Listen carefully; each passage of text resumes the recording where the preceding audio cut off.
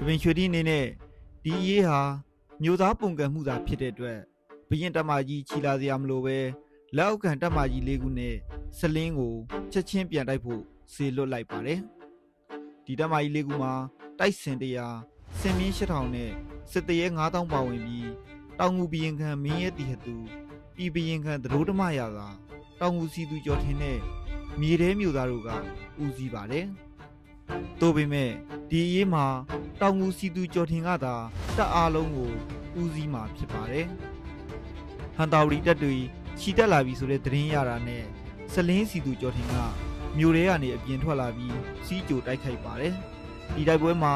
စလင်းစီသူကျော်ထင်ကချစ်မြက်ကဲဆိုတဲ့တိုက်စင်ကိုစီးပြီးစင်မြင်း300စစ်တရေ3000နဲ့ဟန်တာဝရီတပ်တွေကိုစတိုက်ပါတယ်။ဟန်တာဝရီဘက်ကစစ်ဦးစီးတောင်ငူစီသူကျော်ထင်က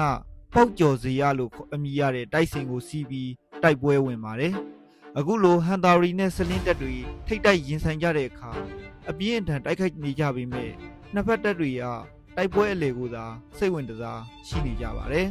။အကြောင်းကတော့တောင်ငူစီသူကျော်ထင်နဲ့စလင်းစီသူကျော်ထင်တို့စင်စည်းချင်းထိုးနေကြလို့ပဲဖြစ်ပါတယ်။ဒီစီးချင်းတိုက်ပွဲမှာတောင်ငူစီသူကျော်ထင်ကသူအပိုင်သားရတဲ့မြို့ပေါ်မှာအလစ်ဝင်တိုက်ရကောင်းလားဆိုပြီးအမျက်ထွက်ခါဒေါသတကြီးနဲ့စလင်းစီသူကျော်ထင်ကိုအတွင်းဝင်တိုက်ပါတယ်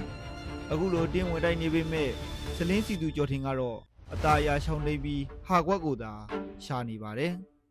တောင်ငူစီသူကျော်ထင်ကအတင်းမဲပြီးတိုက်လေတစ်ဖက်ကရှောင်လေဖြစ်လာတဲ့အခါစင်ဦးကင်းကနေရှေ့ကိုင်းပြီးလှန်ရှည်နဲ့ထိုးပါတယ်တိုးပေမဲ့သူထိုးတဲ့လှန်ကမထီပဲစလင်းစီသူကျော်ထင်ငဲ့ပြီးထိုးတဲ့လှန်ချက်ကချက်ဝတ်တစားကိုဖောက်ပြီးချက်ကောင်းကိုထိသွားပါတယ်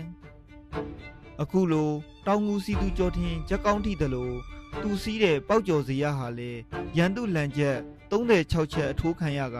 တဆက်ဆက်တုံလာတဲ့အတွက်နောက်ဆုံးကိုလွတ်ယုံထွက်ပြေးပါတယ်အခုစီးချင်းတိုက်ပွဲမှာစလင်းစီသူကျော်ထင်ကအနိုင်ရတဲ့အတွက်မြို့ရင်းတို့ပြန်ကချိန်ချိန်သွဲအောင်ပွဲခံပါတယ်တခြားတစ်ဖက်မှာဟန်တာရီတပ်တွေကတော့တိုက်ပွဲကနေဆုတ်ခွာပြီး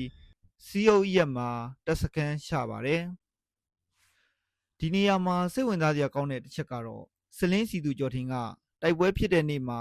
ညာတွင်ချင်းဟန်တာရီတပ်တွေစခန်းချထားတဲ့စီယုတ်အရက်မလန့်မကန်းနေရာကိုလာပြီးဟဲ့တောင်မူသားသွေးနေရသလားရှင်ရဲရင်မနက်စီးချင်းထိုးမယ်လို့អော်ပါတယ်ထိုအခါဒဏ်ရာနဲ့လှဲနေတဲ့တောင်ငူစီသူကျော်ထင်ကချက်ချင်းထပြီးအပြင်ထွက်ခါအသင့်သာပြင်ထားငါမနက်လာခဲ့မယ်လို့ပြန်អော်ပါတယ်